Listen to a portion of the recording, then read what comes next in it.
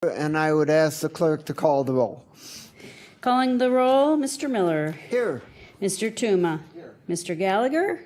Mr. Gallagher is absent at the moment. Mr. Schron. Here. Ms. Conwell. Here. Mr. Jones. Here. Ms. Brown. Ms. Stevens. Present. Ms. Simon. Ms. Simon is absent at the moment, and Council President Brady will not be in attendance today. You have a quorum. Okay. Thank you very much. And I'm sorry, I forgot Ms. Baker. I apologize for that. and Ms. Brown has just arrived. If you could call her name and enter her as present. She did say present. Okay, Thank great. you. Okay. So next item on the agenda is the question of public comment. Has anybody signed in? No one has signed in. Okay. And the one item on the agenda for today is our update presentation from our consultant on the ERP system, Zig Bursens. We appreciate all the fine work that you've been doing for us and look forward to your report. Thank you. Good morning, everyone. How is everyone today? We're doing fine. Great. Okay, let's move right into this thing. I'd like to quickly give you some summary comments, and I think as always, it's important that we talk about the good things, because there's a tendency sometimes to spend a lot of energy on concerning items or challenges. So I think the good news is that the team is continuing to show positive movement in terms of maintaining pace. And as you know, I continue to harp on that, and the team is continuing to do that. I mean, so they're running about 1% to 2% every week, which is a good sign. That means they're moving forward, and we're just all happy about that. The fiscal team has been able to designate the new general ledger as the book of record. That is done. That's now final. That's good news. The talent acquisition implementation ran for several months at 99% complete. Couldn't quite close it, and that's happened. So talent acquisition is closed off. That's good news.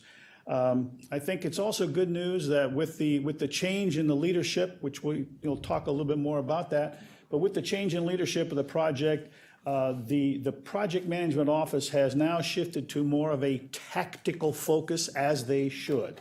That's a good thing, which means that then the executive steering committee can focus on more strategic questions and issues. Again, a good thing. The budget formulation management solution, BFM is the acronym.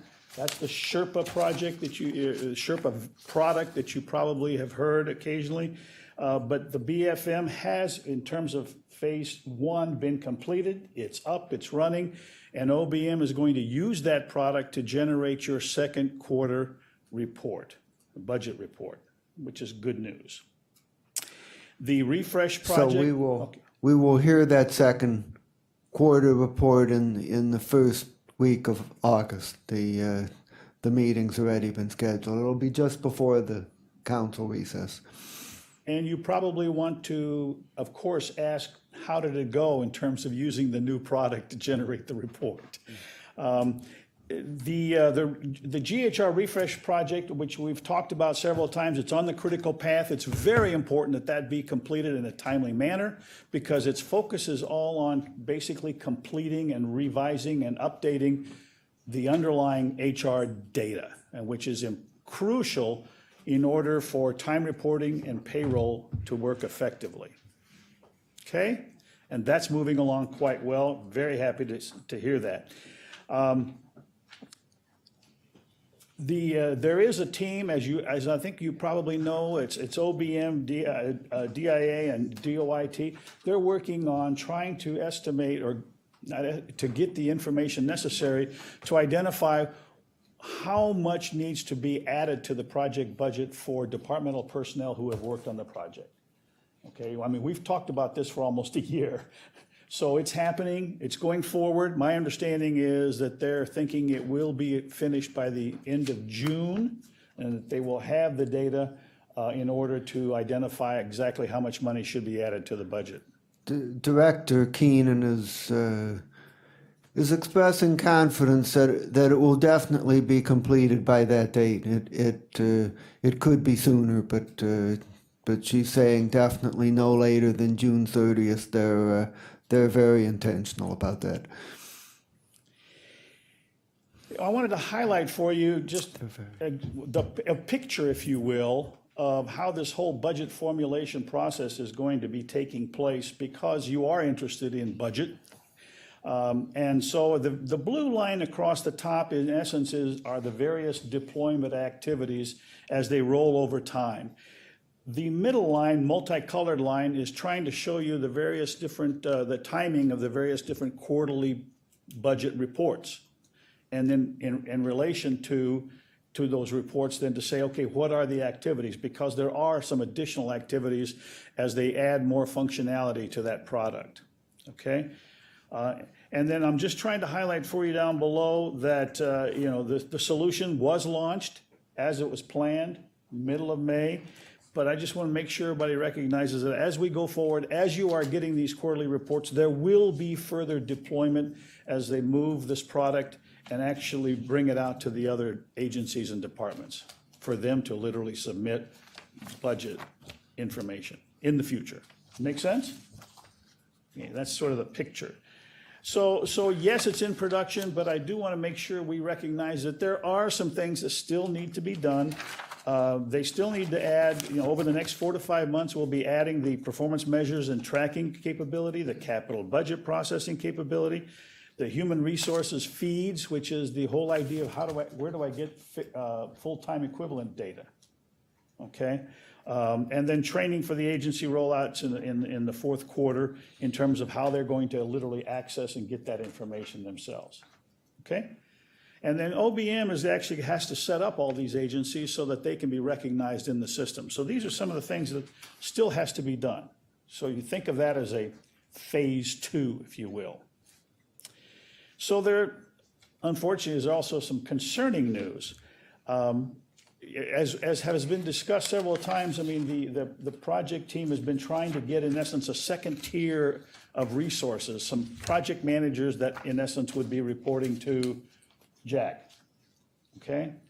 They're not done yet. I mean, they've gotten some of those folks, but they're still having some difficulty getting resources, and we need to recognize that, you know, at some point in time, you know, individuals at the very top, such as Jack, you know, could burn out. So, I mean, there's a lot on his plate. So he needs that help. The N4 change order, you know, which in essence is addressing the latest 6-month delay of the project, is basically has been in review and approval process with N4 itself. It's taken some time. My understanding is that their decision makers are actually going to be on site.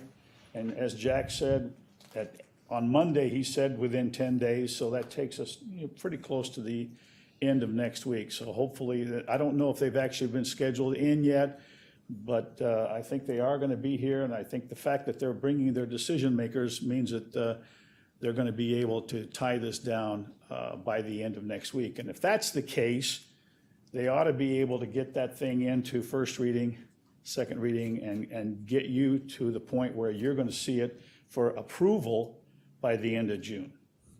Okay, we're going to break in at this point, and I'm going to recognize Councilman Tron for a question. Your first bullet on that, Zig, says that there's a concern, and as rightly should be, about staffing because we've lost second-tier staffing, which is critical. It's like your supervisory level that actually carries out the mission.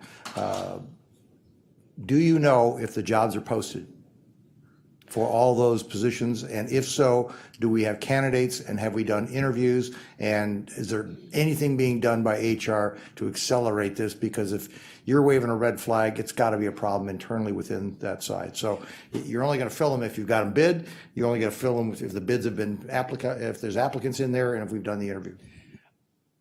My information is that they're interviewing, which presumably then means that they've been bid, they've been posted, that they are interviewing. I think they've had some people turn them down, and I think Some of the next tier have actually been filled with contractors, which is the fallback, and it makes sense that they probably should do that if they continue to have trouble getting folks to buy into and accept a job offer.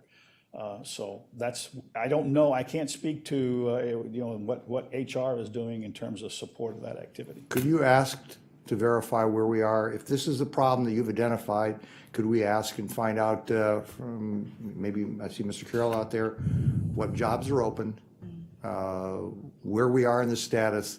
Because even if you hire somebody today, they're not going to start today usually. 2-3 week notice to their current employer, unless they're internal candidates. And I mean, this is another one that's going to push us back 2 or 3 weeks or 4 weeks at minimum if we don't have the candidates already selected. And you'll see this later because I repeat one of the pages or one of the slides that was presented on Monday, and that was the organization chart. And if you recall on that slide, there were 2 very specific positions that are the second tier, the sergeants, if you will, project managers over various components of the project, and they indicated TBD, to be determined. So those are the ones that are being interviewed, as I understand it, being interviewed now. Okay. I heard the TBD in the finance when we got the update. I would like to know what TBD really means. Does it mean in week 6 or 6 more weeks or 3 more weeks? Because it's going to be it's just going to be a bottleneck that's going to make things worse if these candidates are not on staff and they got to get up to speed and all kinds of other things. Sure. I'll pass that question on. Thank you. Shall I continue? Yes, please, no problem. Fine. Okay. It's a very important question. Very much so. The third bullet here talks about the resignation of the interim chief financial officer. Of course, there's going to be an issue that the county is facing because that creates a vacuum in terms of managing and leading and guiding the fiscal group. Of course, that's an issue. From a project perspective, it's also a concern. And we'll talk about this a little bit more later, but the bottom line is you need to have review and approval over your deliverables, over your product, and you need to basically have the leadership of the fiscal department accepting the solution once it's been tested, okay? And so if that person is not available, question becomes, well, who's going to review and approve? And if you don't, then all of a sudden that review and approval starts dragging out. And when it starts dragging out, we could start having an impact on the schedule of the project, and all of a sudden we won't maintain pace. So it's a concern.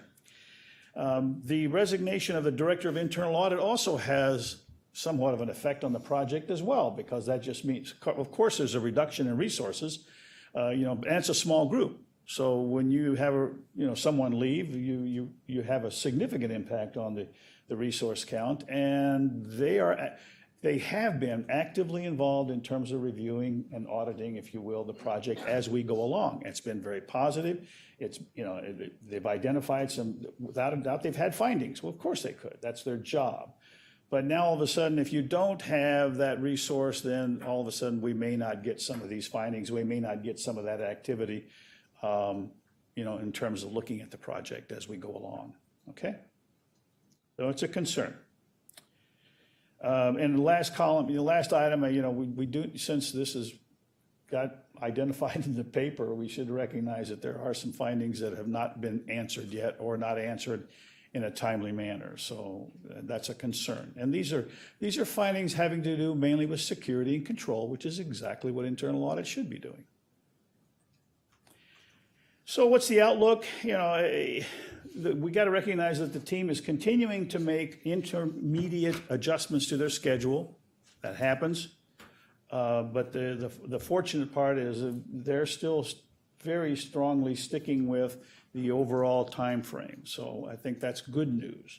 So we're still looking at 2020 starting with everything new. Okay? We are going to talk a little bit more about the details of the cost, but I think if you recall, there are 2 major components that will affect this project in terms of the spend. One is, okay, what's going to be the N4 change order and how much is that going to be? DOIT estimated 2 months ago, $833,000.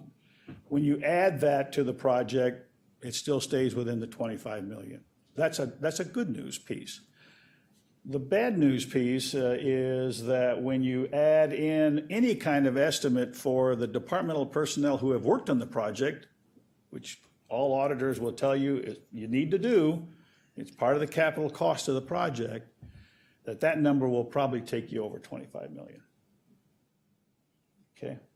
Whether Infor is more than 833 or not. Mr. Chairman, Yes. could I ask a couple questions? Yes, you may. Absolutely. So just this morning, in preparation for this meeting, I called poor Joe Nani, a counsel therapist, and asked him what we do with these costs that are beginning to exceed our expectations for this project. While it is incredibly important to operating a system as large as ours, since we're the largest county in the state, in a professional manner, I still want to exercise cost controls on expensive items, even when they're necessary. Why are we going to end up somewhere close to 27 million? That's my, inside the hat rookie estimate, when we've been trying to plan for this for years.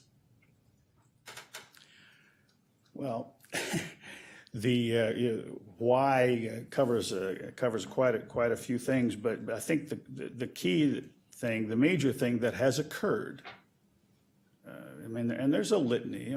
There's a litany of things. Certainly, you had a lot of management changes over the last 2.5 years. You had a dragging out of the project because internal resources were busy, couldn't put in time. I'm talking about early in the project. You've had two major rescheduling things, two major delays, rescheduling, if you will, over the last year, both of which, in essence, have required additional resources because you're going longer, and when you go longer, you use more resources, and more resources cost you more money. That is unfortunate, but that is what happened. Who's supposed to be besides you, who's supposed to be the watchdog on the other side for cost containment? Well, in terms of managing the cost, I think the organization, I think the county is doing a fairly decent job of managing and containing those costs, if you will. Not much you can do if you say, I need more time to get it done. I think that's the unfortunate piece that you're stuck with, because there are people managing that, are managing the rate per hour, they're managing how many hours people put on it. They're doing what they're supposed to do. But when it goes longer, you're going to need to have more time. You're going to need to have more resources put on the project. Follow-up, Mr. Chairman. So what do we do collectively on both sides of the table to get this very valuable product completely operational and control costs? What are your recommendations on that? I think the project organization and structure, the project team has been making over the last 6 months reasonable and appropriate adjustments to what they're doing that will in essence, as I was saying earlier, maintain that pace and get us to the end result. Okay, if this project maintains a 2% increase in percent complete on a weekly basis, they're going to finish in December. They are. They're going to finish in December. But what are the other things that they've done? You've got this whole restructuring thing, so that's a good thing. That will help. You've got a single individual driving this project. We've talked about that for a long time, and that's happened. So now you've got a single individual driving this project. That single individual is focusing 100% of his time on this project. Before, that was not the case. So there were some things over the last 2 years that, like I said, a lot of missteps, if you will. But going forward, it seems to me like it's doing well. The restructuring, PMO being a tactical organization, a single individual. Now we get this question about the second tier, if you will, of project managers. Need to have those positions filled, need to be able to delegate to those project managers their various component pieces so that you can continue to drive this thing and have accountability at that level. Okay, that's happening, all right? So, and the other things, again, going back in history, the relationship with Infor was not as good as it is now. I mean, the Infor relationship is quite good right now. I mean, I consider them and think of them as a very good partner with the county. And they're working very closely at almost all the levels, which is exactly what should happen. So I'm relatively upbeat about where this project's going at this point. Okay, thank you. Okay, we have Councilman Tuma followed by Schwan, All right. Thank you. followed by Baker. Thank you, Mr. Chairman. Through the chair, this is earlier this week and today, probably the first time in the last year and a half that I've actually felt like we've made significant progress with this entire project, which is a good thing. And the report that we received in Finance Committee earlier this week, and some of the discussion that you're having up till now, has really reflected, I think, a renewed sense of commitment and urgency on the administration's part to try to get this thing right. And so from that perspective, I think that's a very good thing.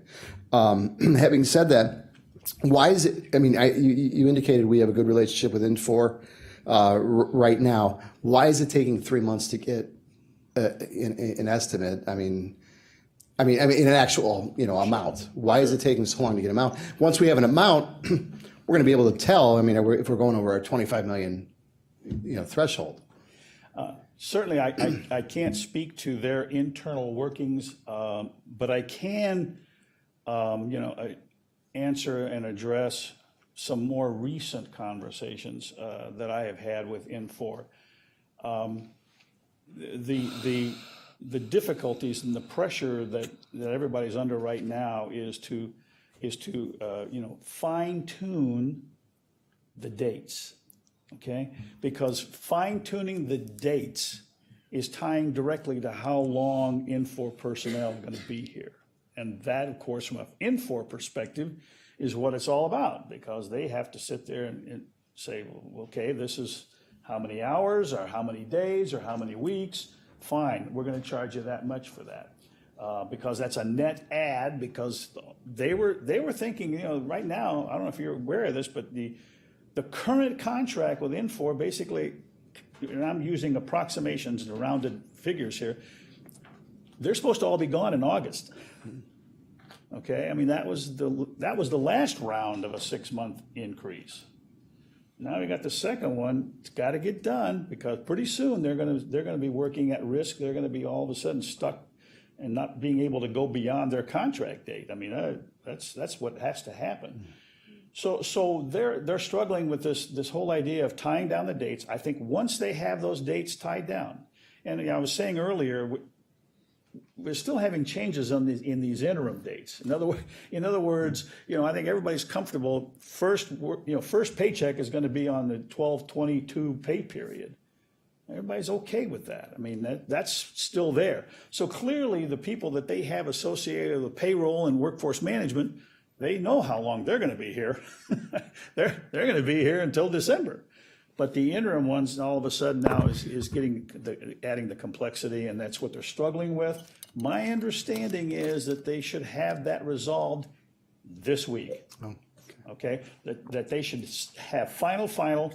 This is what all the dates are, which means that when they get the decision makers coming in next week, hopefully early next week, they ought to be able to say, okay, fine. Now we know this is how many people, and of course, it's not only how many, but it's who. I think it's critical that the county make sure that the key Infor personnel who have been here for a year and a half, continue.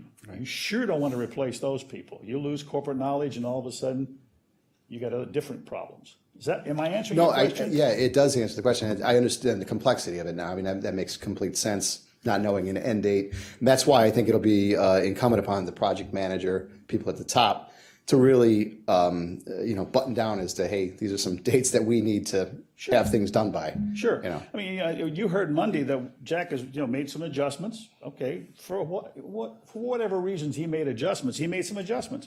Well, that means AR goes to this date, and fixed assets goes to this date, and grants management goes to this date. They're all intermediate kind of dates.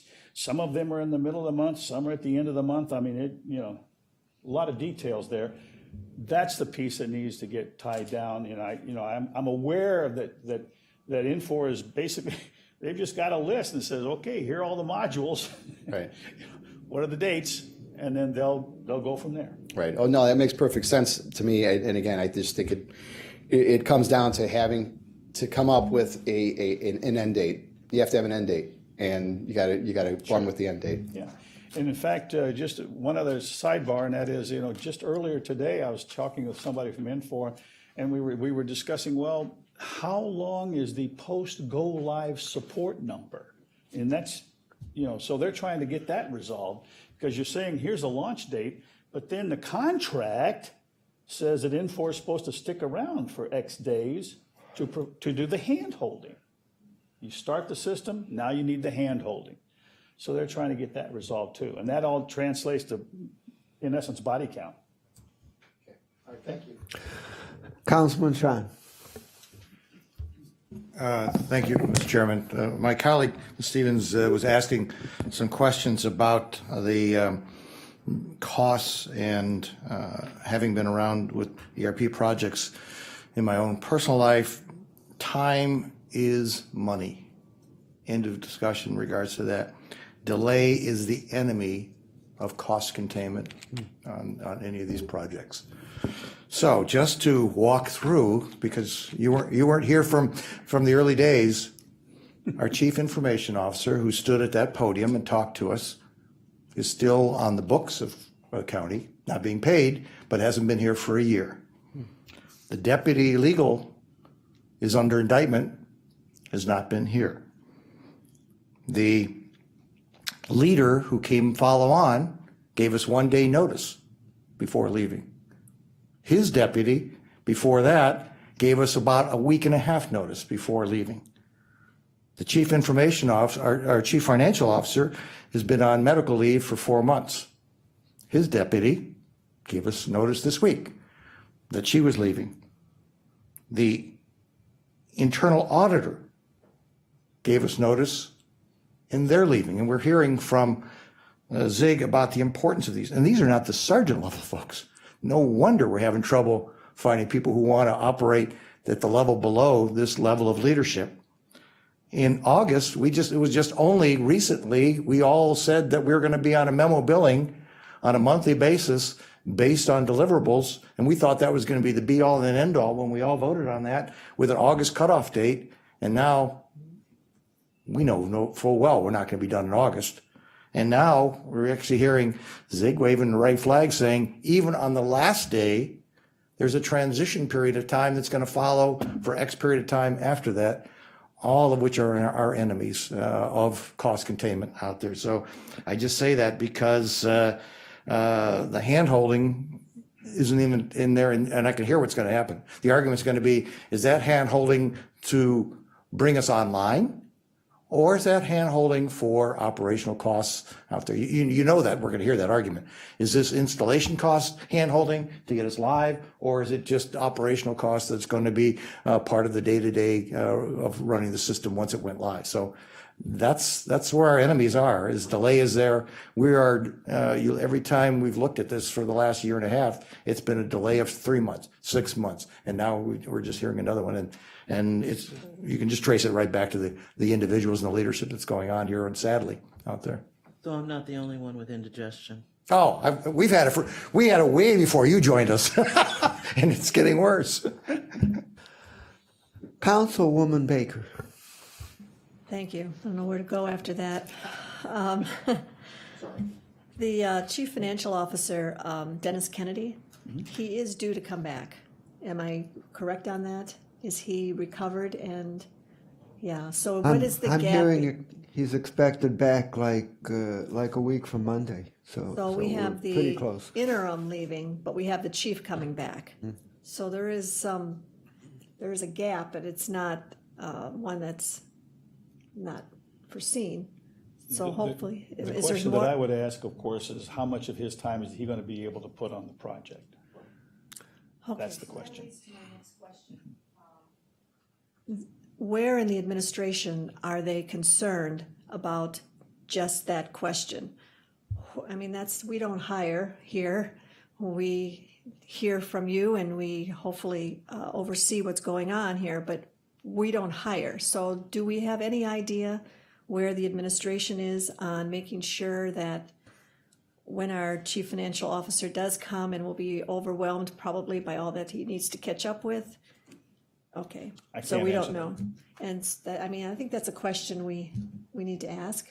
Also, the internal auditor, we need to find out where are we on that and when can we anticipate that to be filled related to this project, but also just the whole county structure. Those are questions, if it's beyond your control, we need to at least ask and get an answer, especially if it's that important to this project. Also, it's mentioned under your project outlook position that even if it's remotely close to our estimate, the project budget will exceed 25 million. So what is your estimate? I have a slide on this later on. You do? You know, I'll just give you a preview. You know, basically, I used the data of what's been spent so far. I used the projection from DOIT of what they expected to spend Okay, as of the prior change order. So it's what they expected to spend through August, okay? okay, Then I made some adjustments, all right? And one of them was, okay, best information I have is that the change order will be $833,000 as generated by DOIT. right. I added that number in there. And that is at the contingency, Boy, it's eating up, all the contingency. right? I'm kind of looking, I figured that the contingency is eaten. Yeah, but that this number, is- that number eats that one a lot. Right, but Okay? I guess And- I'm looking at beyond that. Okay, Yeah. and then I added a couple more, which are the smaller ones, the smaller contracts, which I had some estimates for those. Those are all $100,000 or less, but there's a couple of them. And then I did a calculation for, okay, I don't have any idea regarding the departmental Right. charges The big other one. than guessing. I mean, so, Right. but it's an educated guess. And so what I did is I said, okay, I assumed that there were 20 people that worked on it for for a total of 3 years. Yeah. For a total of 3 years, because the end of 2019 takes us to 3 years, Right, okay? So 20 people, I estimated 10 hours a week, I estimated $75, which is a benefits laden rate per hour. Multiply that number out, $2.25 million. Okay, so if you take everything else and you add 2.25, it took everything over 25 million to the tune of about $1.25 million. Now, that's purely an estimate on my part. right, All I'm trying, right. if the number is half of that, you're still going to go over 25 million. I mean, if it's only 4 hours a week on the average, but the thing that all I could do is sit there and estimate based on an average. Right, If you think about how much time the HR people spent in September and October of last year yeah, getting ready for open enrollment, it's crazy. I mean, practically the whole department was putting in time. yeah, And then now you're coming up, think about what's going to happen, what's been happening for the last 2 months in terms of testing 2,000 work rules in workforce management. You got payroll people. I mean, you've got a lot of people literally doing that. It's not Infor. Yeah. Infor is telling them how to do it, showing it to them, but it's Yeah. the county people that are doing the testing. and that testing is part of, you believe, the capital? Absolutely. Oh, yes. absolutely. So that's part of the capital. Yeah, the piece of departmental personnel that's not part of the capital is training. So attending the training, there's obviously a lot of resources a lot of people are going to be attending training sessions, right?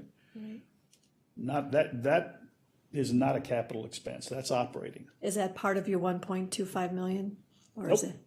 It's not included. I was just making an estimate of what I thought was they're literally working on the project. Right. How about the hand holding after it's launched? Well, the hand holding, what I'm using there is the contract that Infor agreed to, I mean, that's in place, basically says that they will be available for X number of days following go live.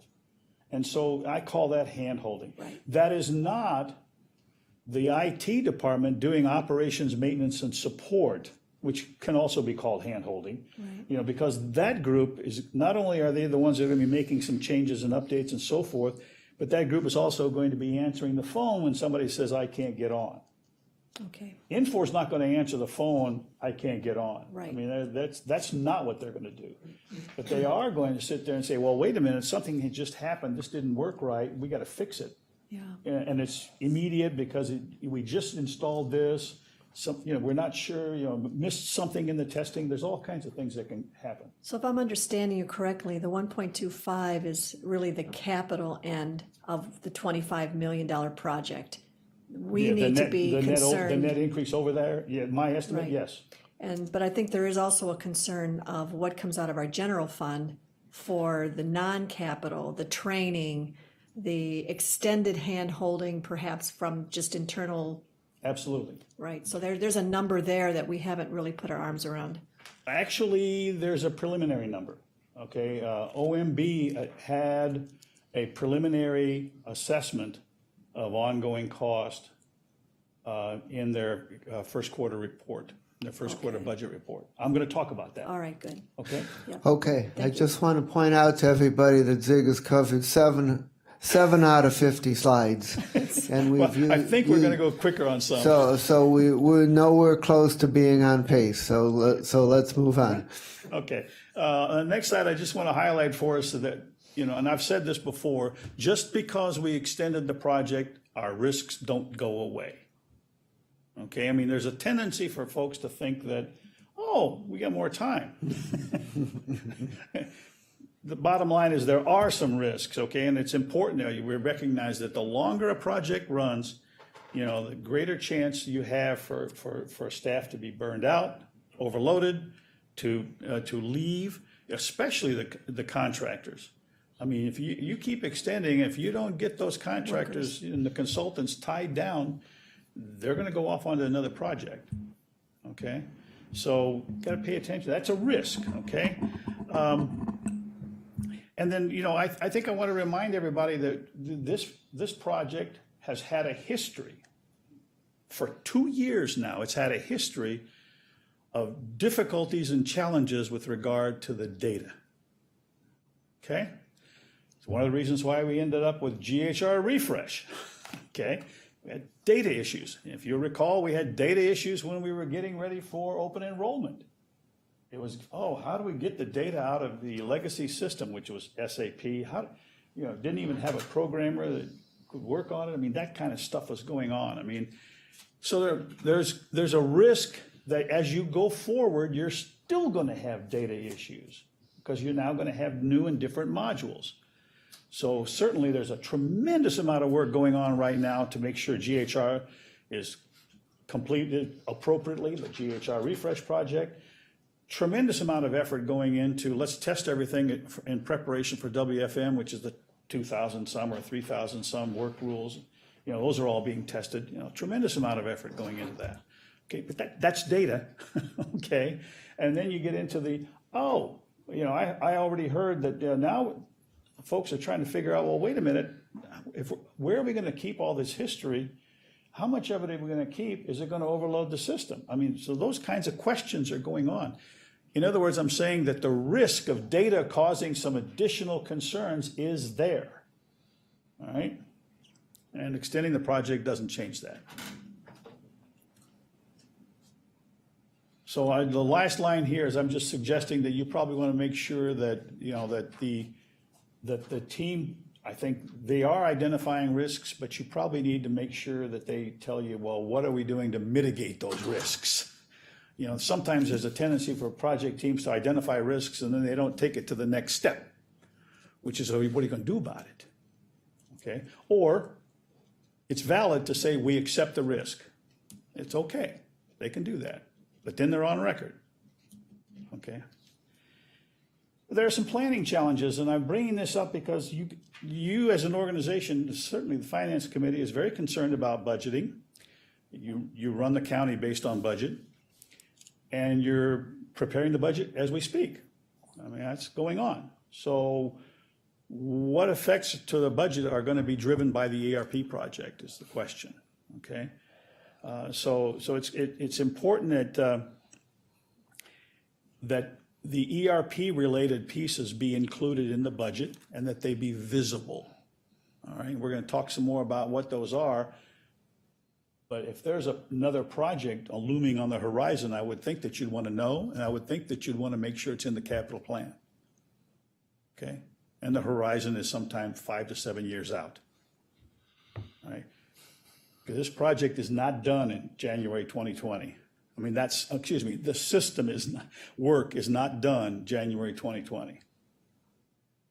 You're going to find yourself with the care and feeding of this solution for many years to come. So I just wanted to highlight for you, this is the page that Jack started his presentation with, and I think that this is tremendously good news. Okay, I mean, that 62%, and I think Jack mentioned this as well, is that, 4 weeks ago that was 55%. I mean, that's 2% a week, round numbers. That's great. I also found out that pace is being maintained as of this morning. I got another copy of the updated project plan, and it's still maintaining pace of 1 to 2% a week. Great news, okay? Great news that those first two bars, for the first quarter of this year, those first two bars on the right-hand side, neither one of them were 100%. Finally, they're 100%. That's a good thing. Okay, I do want to mention to you that, that this next bar, which says 64%, buried in there is the Sherpa launch. It really should be segregated out. You probably should have a bar that says May, and it should say 100%. You should have a third bar there. It should say 100%. I think the team should get credit for that. And then you'll see that 64% go down a little bit because you're going to have the rest of those things in July. And that's being worked on as we speak, okay? So again, the overall position, this is the bar chart. This is right out of, the team's report. I'm just simply highlighting for us that, there they are. There's 7 line items up there that say 100% complete. I think that's fantastic, okay? But if you look at the overall architecture of the system, and this is the architecture chart that we created back in March of 2018. I've shown you green check marks there. Those are the ones that have been launched. My message is there's still quite a few of the system that have not been launched. Okay, so there's still plenty of work to do. Got to make sure we realize that. Okay? And so the other thing, what should you be watching when you look at these bar charts? What should you be watching? I think you ought to be looking at work stream starts, all right? And so if you look down here, the red vertical line is telling you where you are today, as of that particular week point in time. But you'll notice that there's a couple of starts in there that are actually to the left of that line. And it says 0% complete, which means that it hasn't started. Well, you can afford to wait a week or 2 weeks, maybe, but after that, you better start moving on those. Either that or you're looking at a reschedule. Okay, okay. I find this one of the most useful charts of all of them. I look at them all the time. So what are some of the things I highlighted for you here? I've talked with Jack about this, and I know that this is just a matter of administratively somebody needed to make some changes, okay? But the if you look at the reason I have these orange arrows in here is to kind of point you at the post go live line item. Well, the post go live line item doesn't make any sense because there's a date in there in 2018 that they were going to start. Well, that's when they had the plan with things going live a lot earlier. But now with the reschedule, those things should be basically tied to the go lives that are later, and it's an easy change. I mean, it'll be. I'm sure next one around it'll be fixed. Okay, and then the other thing that I've tried to highlight for you here is what are the things that are coming up that they're going to start soon, and you need to be saying, okay, did you start? How's it going? And the big ones, the important one out here is general ledger rollout. That's going to touch every agency. So you're going to end up having people call you and say, oh, this was good, this was bad. It's bound to happen. Okay? As I try to do every month, I try to show you a trend of this is right out of the weekly reports from the team. It's just to say, what's the trend? How's it looking? Okay, so as of the 5/10 weekly report, the good news, again, why am I saying there's good news? Because we had a lot of line items here that were saying they were in trouble. They had line items that said, red, we're going to have to reschedule, got to replan, got some issues. Well, yellow says, it's much better. And the arrows are going up. The trend is up. So I would hope that within a few weeks, some of these should be changing to green. Okay? And that's good news. So the reason I track percent complete is that I think it's important for us to recognize that the devil is in the details. Now, we've already talked about how important it is, sort of a key success factor, that you look at the overall percent complete on a weekly basis and make sure that it's moving, and make sure, and it should be about 1% to 2% every week. Every week. Okay, but that is basically the sum of a lot of pluses and minuses. We have to recognize that there's a lot of line items here, a lot of pluses and minuses. So we need to occasionally take a look down at what's below and to see what's happening. So you start looking at this chart, which is coming right from their plan, right from their master plan, and you start seeing things. You say, okay, well, wait a minute. Now, the reason that, like, if you look at this line item, it says GL all agency. It's blank for quite a few weeks, but then it starts at 0%. That's because there's a start date there in their plan, yet nothing has happened. Now, at the very end, you see right there 35%, so it just jumped. That's a good thing. At least things are happening. Okay, but that's an example of the details that get buried sometimes in the overall numbers. If you look at the question mark, the reason I have a question mark there is on this trend is that the percent complete went down from, I don't know why. I mean, I think it's a very reasonable question to ask is, why'd that one go down? Okay, one would think that as you move forward, as you do things, that the percent complete would tend to increase. Okay, a good thing, I'm just the check mark saying, okay, that trend looks good. And then I think I've already mentioned to you that some of those items didn't have good start dates, and those will be, and that's what the circled 0% complete indicates. It really shouldn't be listed as starting there. And the same thing here. The reason I have question marks is that I think Jack told you that he's going to try to combine some of the fiscal work streams together. Okay, but that means I don't have the details. Okay, so, and I had them before. This is from the report Monday. And the blue dotted lines and the numbers, those are all the things that Jack wanted to emphasize for you, and that's good news. Okay, it's very appropriate. What I wanted to do is make sure you understood the difference between the 2% completes. So you have this arrow here, this red arrow. On the left-hand side, you see hours estimate percent complete 62. On the right-hand side, you have task percent complete of 60. The concern, well, not the concern, but the thing I think you should be aware of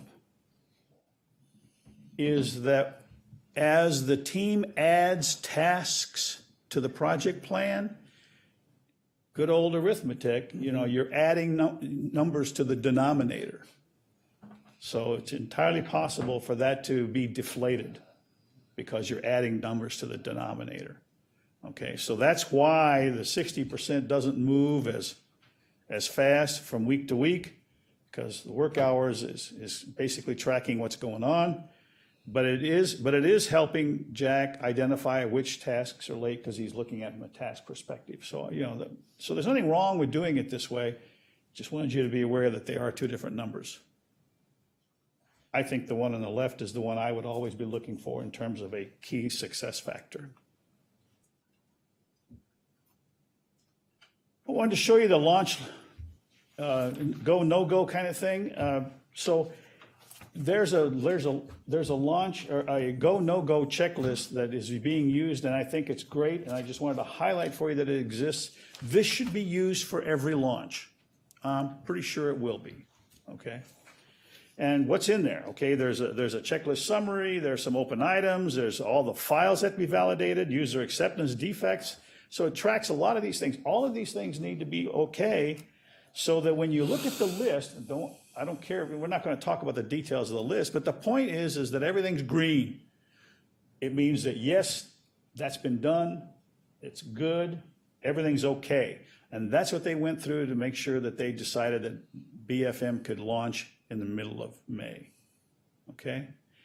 But I do want to bring forward to you that the bottom of this thing includes go-live approvals, and that's what I was talking about earlier. Somebody's got to approve this thing from the county.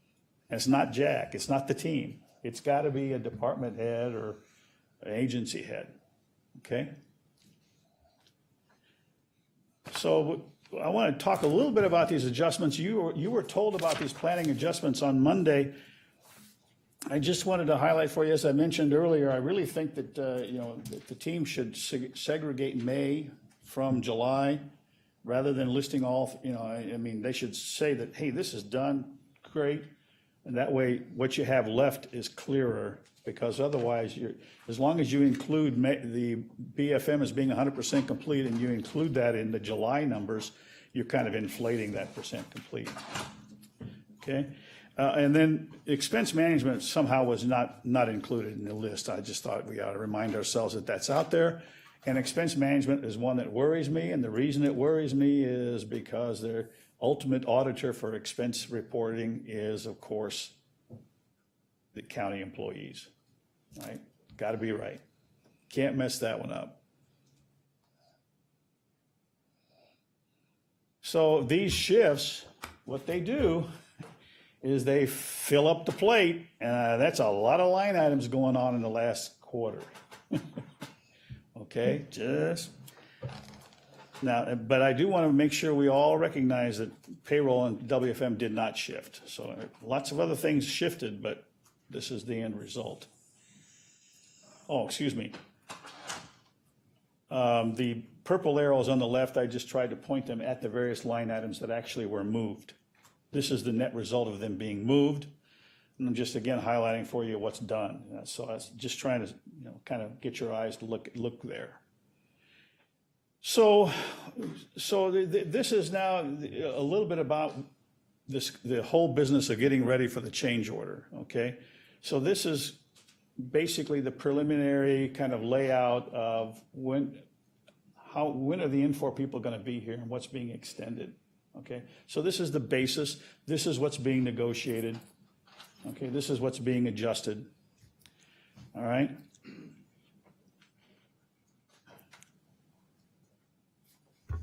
So just a couple of things about the project organizations chart. This was presented to you Monday, but I just, I'm very pleased and excited about the fact that the PMO is kind of changed its focus, as it should, in my opinion. And so that's why I put a little exclamation point there, because basically it's now tactical, all right? And then policy and future, that's what the ESC, the Executive Steering Committee, should be paying attention to. And again, I think that's great. But you want to highlight for you that this is where we were talking earlier. These are the to be determined positions. But you'll notice that two of them have been filled. So, 2 months ago, those positions were not filled. So they're here. Now what has to happen is they need to be assigned a piece of the project. That still needs to be done. Okay? And then needless to say, those other two need to be filled. I've also added something here that was not in the chart, and I'm aware of the fact that, we've got a technical manager who's been on sick leave himself. I don't know when he's coming back, but I was told that when he comes back that he would probably be responsible for EAM and for the data and analytics piece. Okay? So that he's in there. I want to kind of bring up this, now we're back to, well, what should the ESC be doing? We talked about it being strategic. Well, you got a lot of county-wide decision-making that I believe is going to be taking place over the next few months. Whether it's a review and approval of a module or whether it's strategically planning what happens over the next 7 months or 7 years. So I'm suggesting that with multiple launches occurring over the coming months, should consider scheduling the ESC Steering Committee specific launch meetings where you talk about the particular launch, because especially the ones that are countywide. What I mean by countywide, procurement is not just the purchasing department. Every agency buys something. Okay, so every agency should be involved and to some extent and participate in that executive steering committee meeting. Granted, you can have representation, you don't have to have every agency, but the point is I certainly would want to have the big ones because they are the ones that spend a lot of money and issue a lot of purchase orders or purchase requisitions, okay? So I'm suggesting that in addition to this monthly standard meeting, okay? And then I'm just reminding everybody that functionally, when you do these checklists, then you need to have those functional positions like the chief financial officer on the financial pieces, okay? So, in terms of spending, we've talked earlier about the fact that the DOIT should be and has been reconciling the number of deliverables to what's been billed.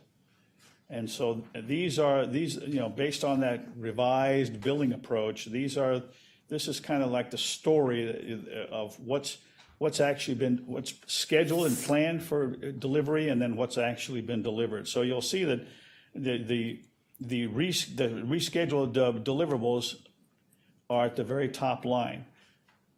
But you'll notice that there's quite a few deliverables that are still left to be done. And this is the main thing causing this is the reschedule. As you push things out, and that means that the actual deliverable is due much later. Okay? And the way it looks is, and this is before this latest change order. This is before change order 33. Okay, but this is the kind of the way it looks. You got the rescheduled deliverables. You can see that they up through April. There was an intended reduction because they were winding down. But what's been being delivered is down at the bottom. Okay. So we talked earlier about those budget adjustments. Here's kind of a listing of all the potential budget adjustments. So there's some contract additions. Okay, we talked about the fact that Infor probably will have one, but we also need to recognize that people like Jack are going to get extended, so that's a mainsail contract change. Okay, don't know what's going to happen with RSM. They're the third-party assessor, and I have no idea what's being done with regard to those folks. because that, in theory, their work has been extended in some form or fashion. We talked about the internal charges. There are some, I've got, in essence, some potential removals from the contract, but, it's a very debatable item. I mean, DOIT may think that they should be in there. I think they should be at least discussed, okay? And then same thing with some contracts, whether, to what extent should they be prorated as being operations versus capital? So this is kind of a summary of those areas to be looked at. And then basically that cost projection, which we talked about earlier, and I think everything we talked about earlier is what I have basically said here, and then this is the actual cost projection. So this is the document, and you'll see over here in red, on the far right-hand side where the letter E is, I'm thinking you're going to run over by almost 1.2 million.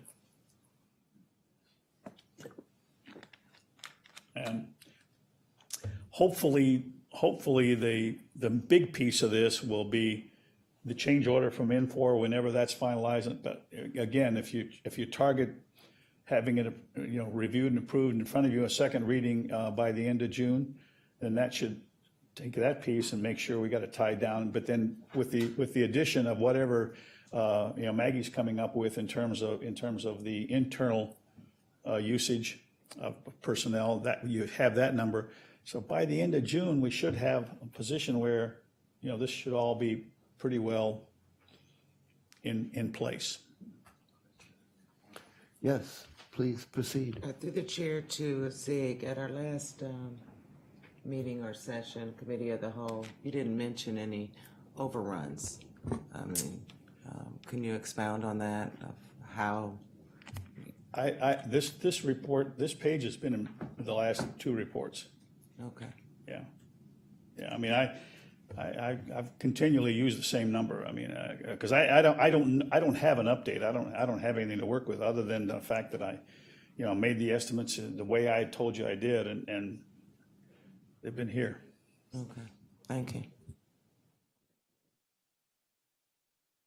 So let's talk a little bit about planning.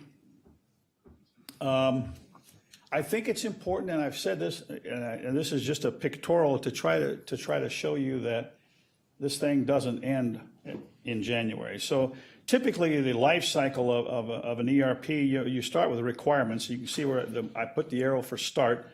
The next set general phase is you select a solution. Then you do some design work. You configure the solution. You may do some programming and development. You're certainly going to do a lot of testing. And then you're going to deploy it, okay? So, and needless to say, a lot of these things are iterative because you do them for each module, all right? But at some point in time, you deploy it. And when you deploy it, the next piece is you need to stabilize. So you got to get used to the system, okay? And that's when a lot of the hand-holding takes place, all right? Then you need to optimize, okay? Optimize is you start fine-tuning, all right? You start fine-tuning.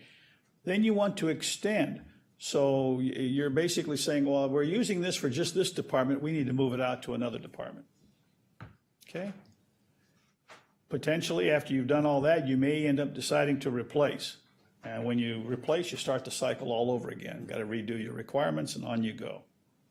So it goes on forever. I have, by the way, I have a document, that kind of a white paper that talks about this in a lot more detail if you're interested. We all know about your biennial budgeting process.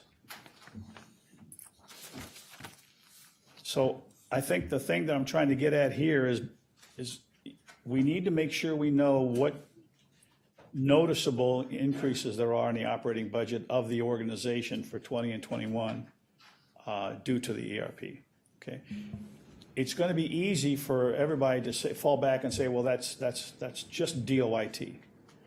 But that may not be the case. I mean, you may have analysts in the actual departments themselves who are focused entirely on working on the ERP, and that should be identified in the budget. Could you get that? Okay. Councilman Tooman. Thank you, Mr. Chairman. Through the chair, So just going back just a second to that 1.2 million override there. So I never dealt with an ERP before. I know Mr. Schron has, but I don't know about my colleagues. Is that over extension of resources there and money? Is that common with ERPs? Does that happen? I mean, Okay, let me tell you about a live story. This, I won't name where it is, but it's a municipality. And they started on a project with a $9 million budget. $9 million, okay? I didn't arrive until 3 years into the project. At that time, they had spent $32 million. when you said 3 years into the project, I Into the project. Yeah, It took another 3 years to finish, and they ended up spending $84 million. They asked me whether or not they should continue. At the time, they were spending 32, all right? And so the question became, all right, and I'm sitting there going, well, you know the product, but understand that the 32 million is kind of wasted. So you're going to have to spend it again. And they said, what do you mean wasted? I said, well, here's the example. I went and got their requirements, their design document. It was about I don't know how many pages of 3 inches. And I looked at the index and said, oh, you covered everything. Great. Then I started counting all the pages. I counted all the pages, and then I flipped every page. And about every 4th page, there was a blank sheet of paper with the letters TBD in the center of the page. So 1/4 of the design was never completed. So how can you implement a system that way? I mean, so I right. said that's why I came to the conclusion that if you continue, it's going to be another 32 to 35 million was what I said. And that's about where it ended up. Yeah. Okay. And of course, I kept saying that quite a bit every month I was there. Right. And got my pushback and got my, people were pulling their hair out. All those things happen. ERP projects, and you can look on on the web and go Google, and you can call some of your other counties. We've talked about this. ERP projects are complex. They are data driven. The data's got to be right. Because they're complex. And they're complex because everything is tied together. So every time you make a change, you have to understand what it does to you over here. And every time you put bad data in, it just gets multiplied all the way through the whole system. So it's very difficult to bring in an ERP project as well and as perfectly as you might dream when you actually made your original estimates. Okay. They all have a tendency to balloon in time, in money, all, for any kind of complex organization. Now, if you're talking about a city of 5,000 people, you got one IT person, you can put in something that you call ERP, and it's not going to be too hard. It's not going to cost very much money. You start talking about an organization with 1 million people, with 8,000 employees, with 2,000 to 3,000 work rules, 32 labor contracts. I don't know if anybody even asked the question 3 years ago, how many labor contracts do you have? I don't know. I would hope that was a question that was asked. But there certainly was some consternation when everybody realized, oh, there's a lot of work to do here for WFM. Right. Okay. Okay. Well, I appreciate that. Thank you. I hope I answered your question. No, you did. I mean, it's kind of relative to each individual situation, and depending on who's running the program and the organization, I think is essential to an ERP, and we're learning that as we go. John. Without getting to Mr. Toomas, Councilman Toomas' question too much from an assumption standpoint, but I will jump to one assumption, and that is that those projects that have gone awry have not had a single point leader who stayed with the project from the beginning to the end and did not have the transition of senior leadership that we've gone through. Or I'll bet you'll find a common thread in the one you just referred to. I don't know anything about the company or about the organization, but I know that if you don't have a leader like we have requested from day one, it makes it that much more difficult. And then if you go through all the senior leadership that we've gone through, on the one you referred to, I'll just guess that there was some senior leadership and transition in leadership positions for that 6-year period of time. Sure. There were, let's see, the CIO changed 3 times. Okay, you're a witness. I guess I'm done. There's There's a common thread with our problem. the contractor project manager changed. Well, first of all, there were 3 different systems integrators. Okay, so that was a problem. And then the last 2 systems integrators went through 3 program manager changes. And, So, yes, the and I'm not answer trying to make our solution as a be all and end all, but we had one project manager that was his job, that was his responsibility, and ran with the project from beginning to end. And he had, everything was held accountable to make sure. In your biennial budgeting, you warned us about potential, I think, budgets going up. Is there anything that you see on the horizon of costs going down as a result of the efficiencies and effectiveness of this being You implemented? mean post go live? You mean what? Yeah, whatever. in On terms this, of benefits? your warning was that as we come up to our biannual budget, at least I thought I heard, you better be concerned about some areas maybe are going to go higher in the budgeting process than what we anticipated. Do you have any pearls of joy that some of them are going to go down as a result of what we've been asking from the very beginning? Where are the cost savings that are going to accrue? There are, and Okay. I think that again, I'm back to the preliminary assessment that OMB created, which we're going to talk about, because I looked at it and it presents the benefits, which are in essence cost reductions that the 4 chiefs who have been involved, what their organization will accomplish, and so the numbers are going down. But it doesn't quite go down as much as everybody would want. So there's still room for some increased thinking about what the benefits might be and what the reductions might be. Well, when Mr. Miller's chairing the biannual budget, I would like to make sure that if we have those and those anticipated reductions, that we can hold those departments to those promises that they made in regards to this. Sure. Councilwoman Baker. Yes, and that was part of my question is hopefully the efficiencies and savings that we will see going through this entire process at the end. But also, we need to, I wasn't here at the time that this was first started, but a 21.6 was the actual project budget.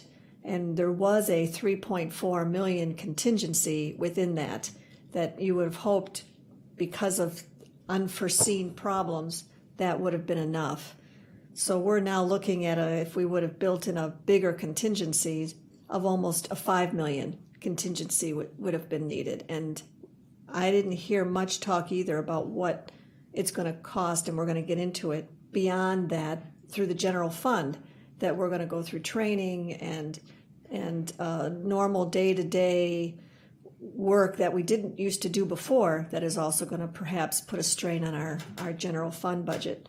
So I guess, when you build in a contingency, you should probably double with a contingency you think you may need, and then that way you could hopefully stay within budget, or at least an anticipated one, and then we can say we were under budget.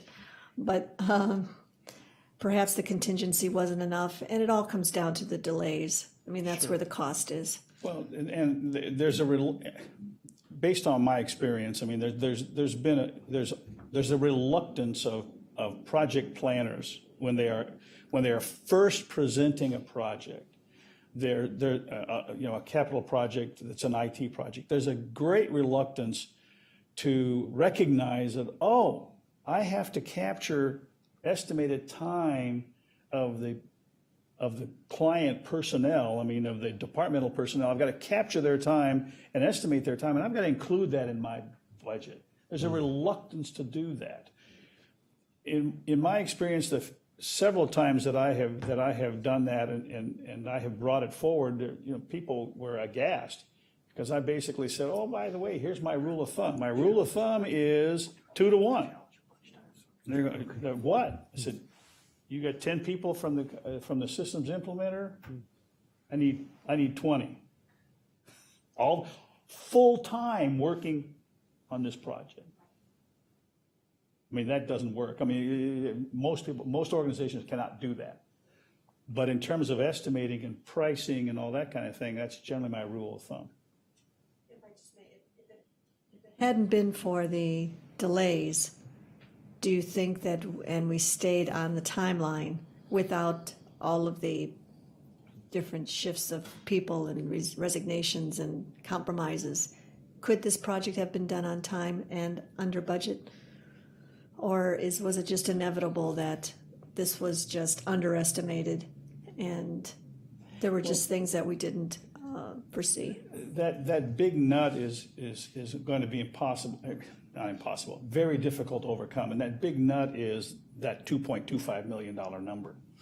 Irrespective, I mean, if you say, fine, we'll leave it alone, we're not going to add $133,000 for Infor, and we'll finish in August, okay? I still got to come in there and say, okay, well, instead of my calculation being 3 full years at 20 people at 10 hours, it's going to be 2 3/4 years, right? Yeah. Through August of 20 people, 10 hours times $75. And so what's the number going to be? Round figures, it's going to be 2 million instead of 2.25. The amount of money that's left at the end of August was about, round numbers, $900,000. It's going to go over anyway. Yeah. Because you never included that number. Now, again, it was my estimate. I could be high. We're going to find out. I mean, Right. But it's going to be significant. I mean, it's going to be a big number. I mean, so no matter what, you probably would not have made the budget, I guess is what I'm saying. Is that the answer? Thank you. Okay. Okay, please continue. Okay. So addressing the whole benefit thing, I think your business case needs to be updated, okay, as you are doing the 2021 budget. Okay. And the business case is costs and benefits. I mean, so like we say, I mean, there is a preliminary assessment that OMB's prepared. It needs work. All right. It needs to be updated. And I'm suggesting to you that the business case results, which is the segregation of DOIT ERP related backlog of user requests, should be visible. So you need to see that stuff, especially if there's something that's a capital project. And this is OBM's. This is a summary of OBM's assessment, which it was well done. I mean, I don't argue with what they did. It was a separate attachment. It's a projection, and and certainly it will be updated. But they have to wait for information from the various chiefs and from DOIT in terms of clarifications. The focus is on upcoming identifying any adjustments for 2019. You're still making adjustments for 2019 operating budget, which is addressing what you were saying, Madam Baker. Formulating the biennial budget, projecting operating spend and benefits through 2026. Okay. Projected savings are presented from the major ERP owner departments. We know what those are. So the description of the funding is the majority of capital expenditures are included in the capital budget. Once launched, the personnel working on the project should migrate to their respective operating budgets. That's the piece we've been talking about for a year. All right. And still, I'm not sure how clearly that's been accomplished. Okay. Because now remember, 7 of those modules are in production. They're 100% complete. Anybody working on that right now should be in the operating budget. Operating spend. ERP is supported by the county's general fund, a business case, future savings. The 7-year projection does not include any major activities regarding enhancements, updates, replacement that might be considered a capital budget project, okay?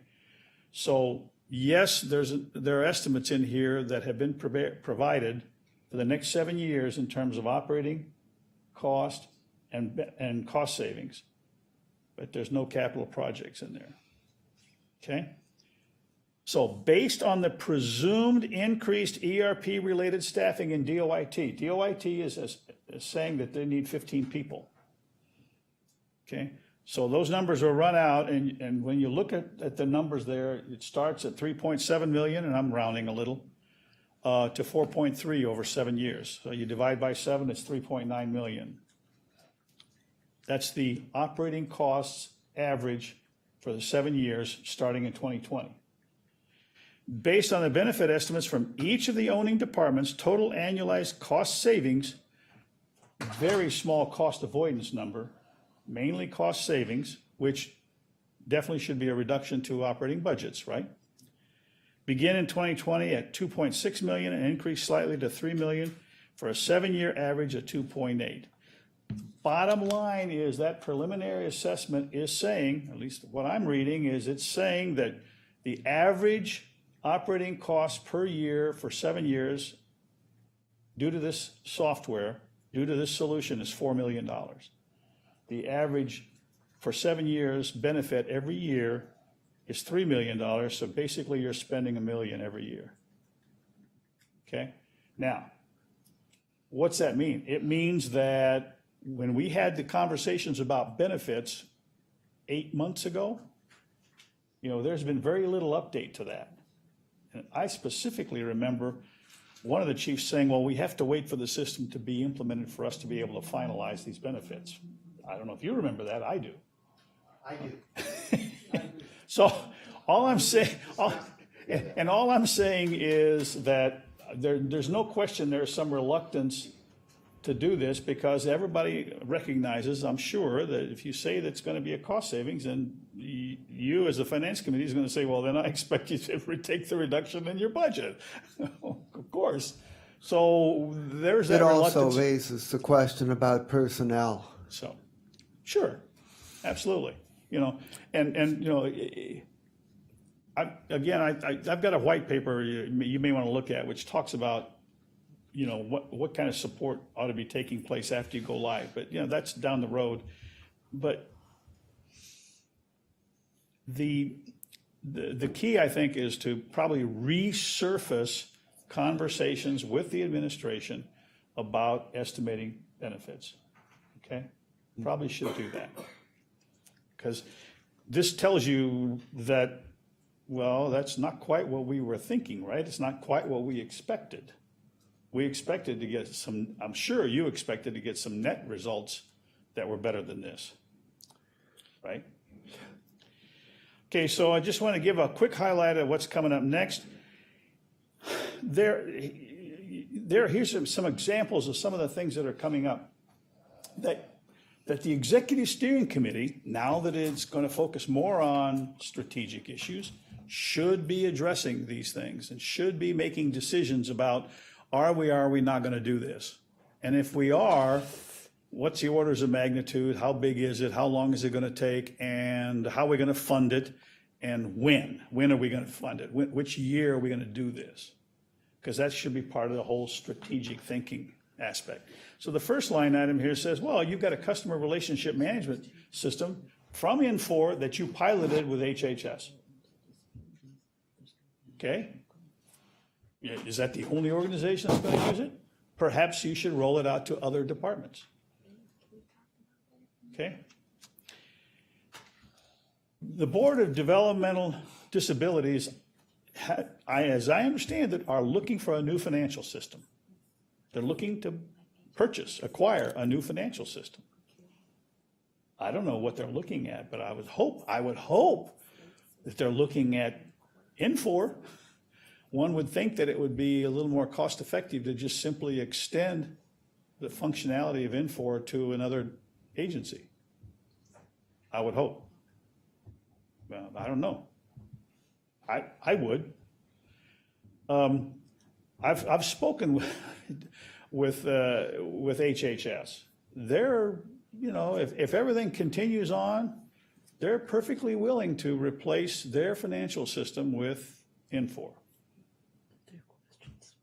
When, how much, how long? Okay, things that should be strategically resolved. Okay? But, clearly it would save some money for HHS, and I think you would find that, from the county's perspective, they have their own funding. And then this last one, I'm going to talk a little bit more about this. Infor has another version of its product. We're going to refer to it as version 11. Okay? The HR components of the system that you currently have got installed is the latest version. It is version 11. However, all of your financial pieces, including payroll, are an older version. Okay? And there is a significant difference between the older version and the newer version. All right? In conversations with Infor, I even called a couple of Infor's customers. Okay? Version 11 represents a re-implementation. That's a serious statement. A serious statement. Mm-hmm. Okay? Now, whether it's a total budget of $1 million or $1.5 million or 500,000 or 2 million, the point is it's definitely going to be a capital project. So somebody ought to be thinking about this and making a decision. And the rest of the line items on here are basically trying to show you how complex and what kinds of changes are involved. But the county needs to make a decision about this, and I would urge the county. That they should be conducting their due diligence, and they probably should be doing it now. And when is there going to be a version 12?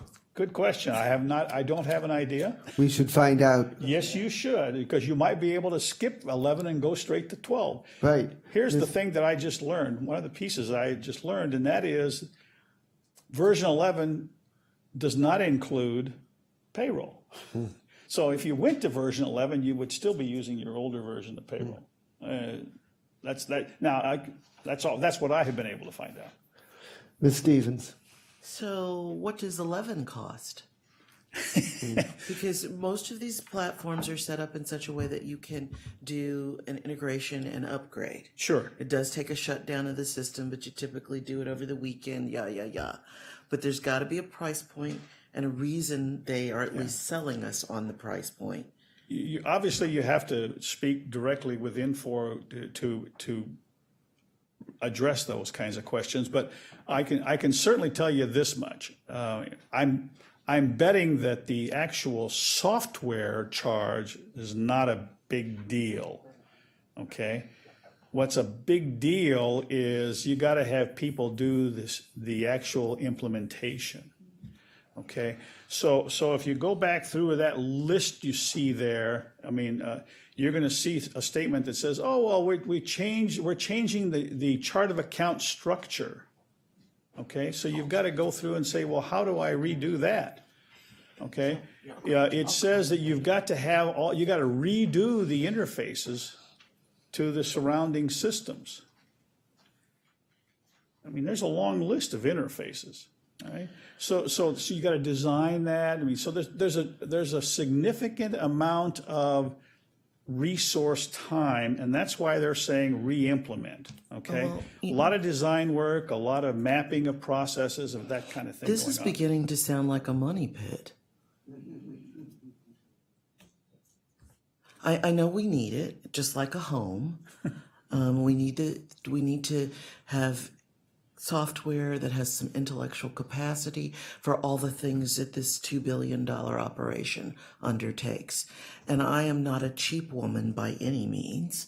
And I do want to pay for what we need, but we do need cost controls, and we have had some unexpected costs in other areas, as everyone who reads the Plain Dealer or Cleveland.com knows. And so we need to measure our expenditures in other places and in other ways so that we can afford to pay for some of the unknown things like lawsuits that are coming our way. And so while I don't want to be penny wise and pound foolish, I want our staff and our vendors and our consultants to be aware that we must manage what we do. And I'm not even on the finance committee. So I know that there are going to be colleagues of mine who are even more stringent on that. I think Sig made a very good point about the need to refresh the costs and benefits. Hopefully there's very significant potentials for benefits that haven't been identified, and that I mean, I'm just hoping that the cost benefit's going to look a little better when we update it, but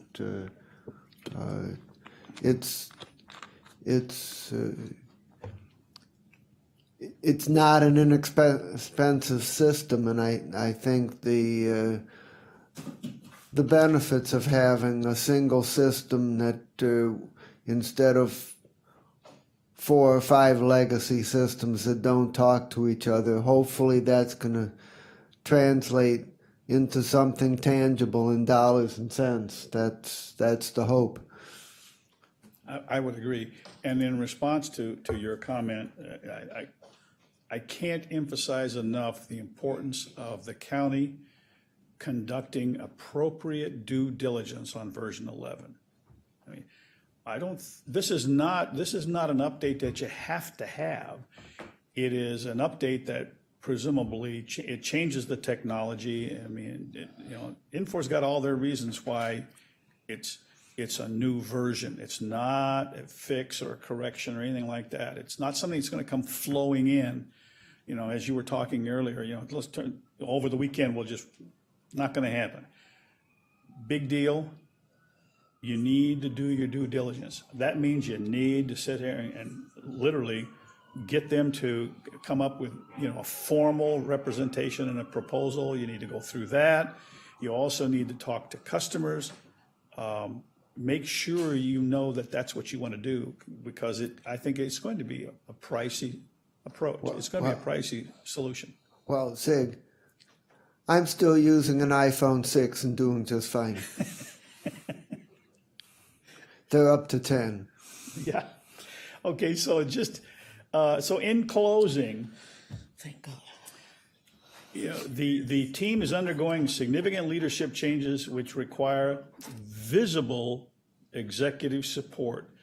So I'm just urging the county to make sure that now that you're having this happen, let's make sure we take advantage of the executive steering committee. Let's make sure that the steering committee continues to meet. It's being restructured as it should be, and those are good things, okay? And as I mentioned earlier, when you have a launch, an important launch, the steering committee needs to buy into that launch. They need to buy into that launch. Hopefully that means that they will ask the tough questions about what effect does this have on my department? The county must not relax now that it has more time to deliver. And we talked about that earlier. It's a trap that everybody can fall into. Can't do it. Got to keep the pace going. You've filled some of your staffing needs with contractors, but the county's struggling with this business of trying to hire people. I mean, the stories that I'm hearing is folks are not too excited about it. I'm talking about the IT folks, okay? But that's because, unfortunately, that's what some of the public information is. That it's the IT department that's got some things happening to it in terms of personnel. It's beginning to look more and more like the project will exceed the $25 million appropriation.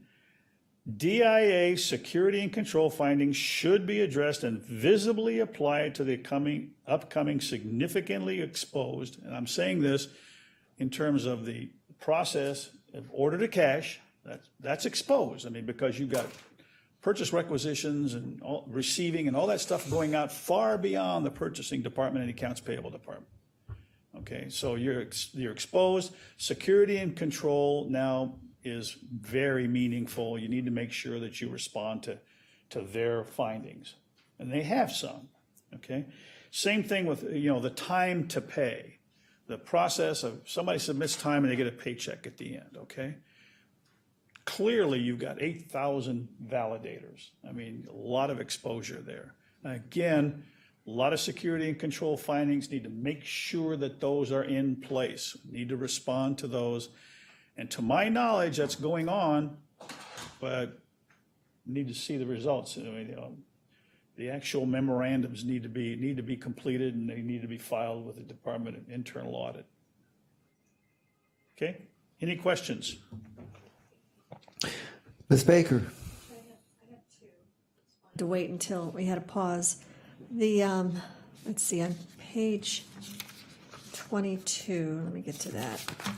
The 1 million per year that you estimated will be needed beyond for the 7 years, and then now folding into perhaps the increases if we decide to go with version 11 or version 12, is that a project for the ESC?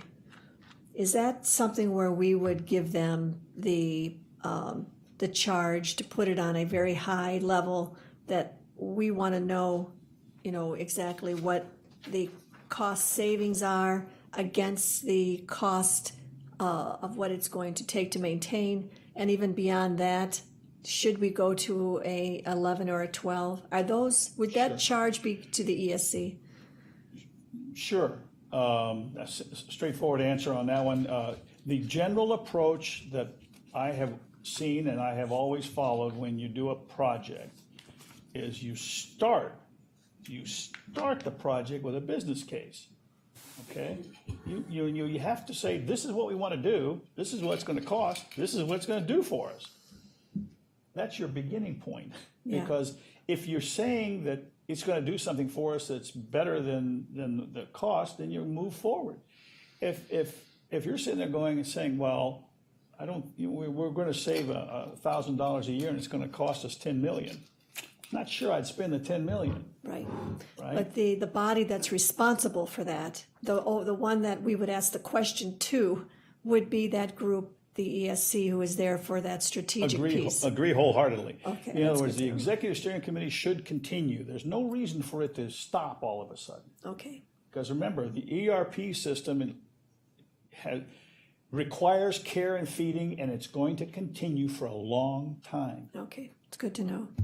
The second question I had, just in reference on page 8, under your trend of weekly status, is some of the reasons why we change from red to yellow going up because of the extended time? And that what we need to watch perhaps is as we get closer to the task of being done, that arrow could change? Is that a relaxed arrow saying, well, now that we've got more time, it's no longer red, we feel good about meeting the expectations, so it goes to yellow, but that's only because of time? No. Okay, You need to remind yourself of what the yellow and the red and the green mean. right, But what they say is, in terms of the various conditions, is there are issues. Okay, so that means things are happening that they need to resolve right, that may affect the schedule. So Okay. if they reschedule everything, then that means that you have addressed the scheduling question. Okay, the issues may still be there, which is why it's still yellow, but it's an upward movement arrow, so that's a good thing. So the upward movement isn't there because now they have a couple extra months to get past some of those issues. You're saying that they have resolved the issues and time is not really what They've determines resolved that. the timing question by Right. redoing the schedule. They may still have some issues they have to work, but they're improving. They are Okay.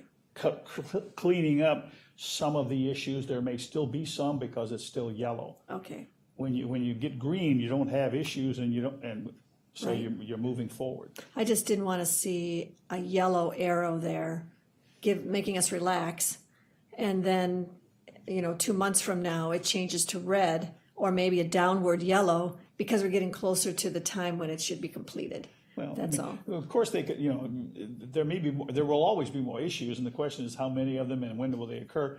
But that's why I think I tried to say, you should expect this thing to be improving. You should be saying a month or two from now, Right. they should be pretty much green. I mean, the amount of time left is becoming shorter and shorter. That means that everything that you're working on is closer and closer to your visible horizon. Right. So it should get better. If it does, if it goes to red in a couple of months, then something disastrous has happened. That means that, oh dear, that module doesn't work. We went down that road once Right. before. Right.